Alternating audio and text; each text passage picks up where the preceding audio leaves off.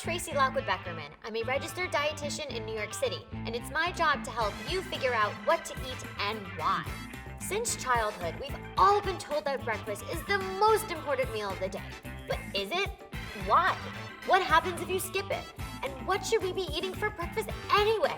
On today's episode of You vs. Food, we're answering the age-old question, how important is breakfast really? And bonus, I'll even share some top RD secrets for my go-to morning meals.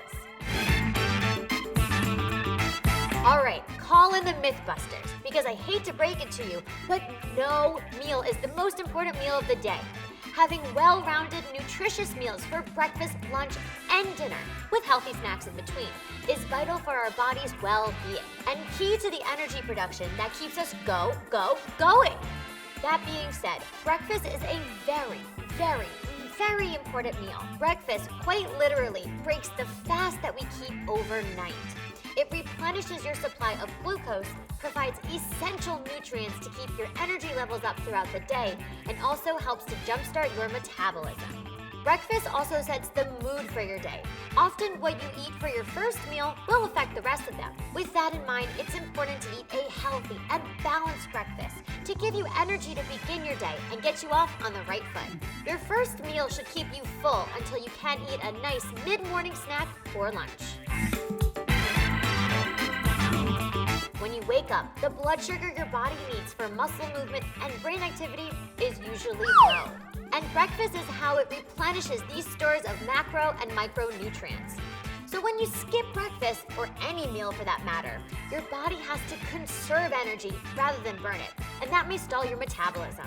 Plus, if your body doesn't get fuel from food, you may lose energy. That depleted feeling comes from when your body's stored energy, known as glycogen, is reallocated to vital functions like keeping your heart beating and your brain understanding the words coming out of my mouth. You're probably thinking, all right, that's great and all, but what should I be eating exactly? Here are a few well-rounded dietitian-approved meals that I can #stand to break the fast. Oatmeal with fruits, nuts, and a drizzle of honey. It was only a matter of time before I started praising the goat, oat. Oats are a great source of carbs and fiber while also containing substantial amounts of protein and antioxidants. Add immune and digestion-friendly fruits, energy-packed nuts, and a drizzle of honey, and you've got a morning grand slam. Scrambled eggs with vegetables, whole grain toast, and avocado. Whole grain toast, more like whole great toast. And bread does not mean bad. Having a slice of brown toast in the morning promotes good gut health and is an easy source of fiber. I toast to you because that's my jam. And what makes it even better? Nutrient superstar avocado and protein powerhouse eggs. Eggs contain a whole bevy of vitamins and minerals, including vitamin B12, D, and iron. Excellent! English muffin with peanut butter, banana, and flax seeds. Like I said, bread is not bad. Having a whole grain English muffin spread with satiating peanut butter, which is filled with fiber, protein, and good fats, is a fab breakfast option. Add a banana for some potassium, or sprinkle some healthy fats, antioxidants, and fiber on your muffin in the form of flax seeds. Yogurt with nuts and berries. Yogurt is a great way to get in your morning protein. A 6-ounce serving of Greek yogurt can have as much protein as a single serving of grilled chicken. Yogurt also contains probiotics, which can calm your nerves in the AM and get your mind ready for a day full of meetings and presentations. None of these spark your fancy? Well, here's the formula. Pair complex carbs with fat and protein, and ta-da! Mission accomplished! All that being said, it's normal to not be particularly ravenous when you first wake up. Here are a few tips for what to do if you know you need a brekkie break, but you just don't want to take one yet. 1. Don't force yourself to eat if you aren't hungry. That may lead to belly issues, nausea, and may disconnect you from your hunger and satiety cues.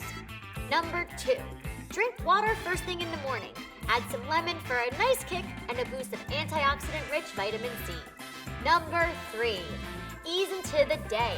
Once you begin moving around, you're likely to feel a little bit of hunger. Movement signals your metabolism to wake up. It's okay to give your body about 2 hours after waking to warm up and build an appetite. You have to rev up your engine before you can go. 4. Opt for something light, such as a smoothie with proteins, fats, and fruit that is easy to take on the go and not extremely heavy. Moral of the story, breakfast is bae. Studies show that starting your day with breakfast can result in a whole list of benefits. You are more likely to meet the recommended number of fruit and veggie servings per day, and you will also consume more calcium and fiber. Eating breakfast also promotes better memory and performance overall. If you are satiated in the morning, you are less likely to graze and nibble on unhealthy bites during the day. Duh!